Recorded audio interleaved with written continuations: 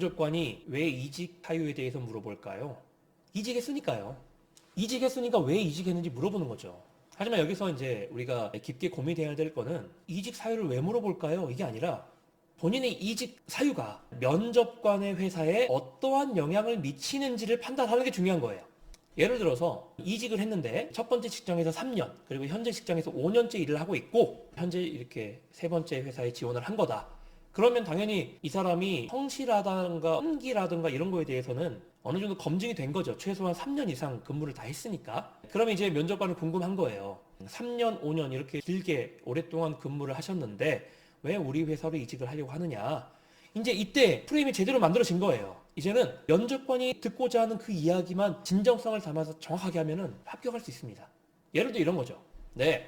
첫 번째 회사는 생산 업무를 주로 맡았고 두 번째 회사에서는 이 생산된 제품을 검수하고 유지하고 보수하는 일을 해오고 있습니다. 제가 이러한 일을 해왔던 이유는 제가 전체적으로 현장을 관리하고 감독하는 업무를 최종 목표로 삼고 있었기 때문입니다. 제대로 된 관리 감독을 하기 위해서는 현장에서 하는 여러 가지 업무에 대한 경험과 역량이 충분해야지 관리 감독도 훨씬 더 잘할 수 있다고 생각했기 때문에 먼저는 욕심내지 않고 현장에서 수행할 수 있는 다양한 업무에 대한 경험을 쌓기 위해 이렇게 일을 하고 있습니다. 3년, 5년 이렇게 일을 하면서 충분히 현장에 대한 다양한 경험을 쌓았다고 생각해서 이직을 결심하게 됐습니다.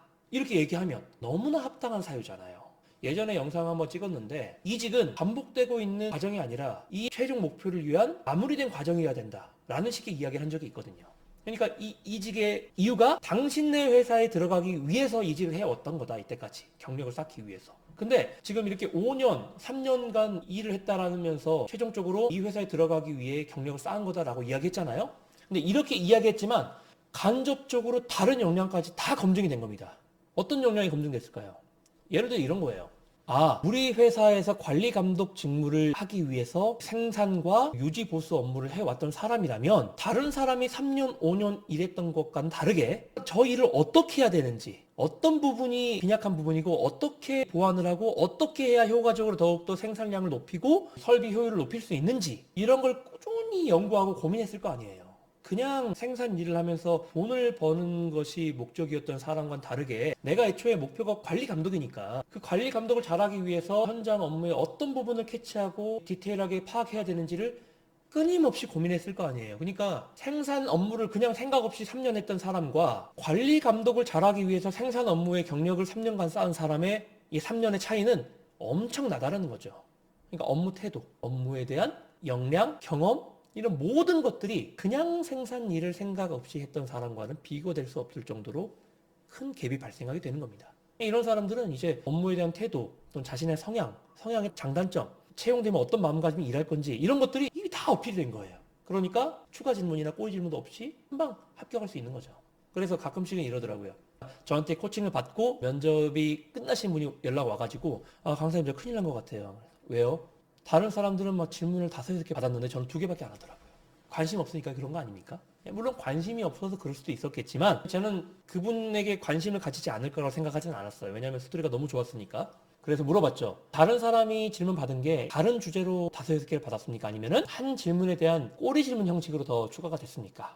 그랬더니 꼬리 질문 형식으로 추가됐다. 그렇다는 건 뭐예요? 그 질문에 대한 답이 적절치 않았거나 충분하지 않았기 때문에 꼬리 질문을 받은 거고. 이분은 전혀 주제가 다른 2가지 질문만 받고 추가 질문 없이 끝났대요. 그 말은 뭐예요?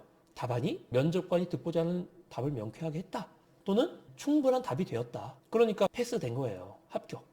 근데 단순히 질문을 많이 받고 적게 받았다고 해서 그게 당락을 결정짓는 요소가 된다고 할 수는 없거든요. 왜 질문을 많이 받았냐? 왜 질문을 적게 받았냐?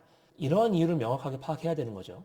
그래서 그분 같은 경우는 결국 합격하셨어요. 걱정 많이 했는데 결국은 합격하셨습니다. 근데 저도 그 이야기 들었을 때 걱정하지 마세요. 좋은 결과 있을 거니까 한번 기다려 봅시다 라고 얘기했단 말이에요. 왜 그러겠어요? 면접관이 듣고자 하는 명확한 이야기를 했으니까. 이직 사유에 있어서도 면접관이 고민하는 부분을 충분히 해소해주고 면접관이 듣고자 하는 부분에 대해서 명확하게 어필됐으니까. 그랬기 때문에 합격한 겁니다.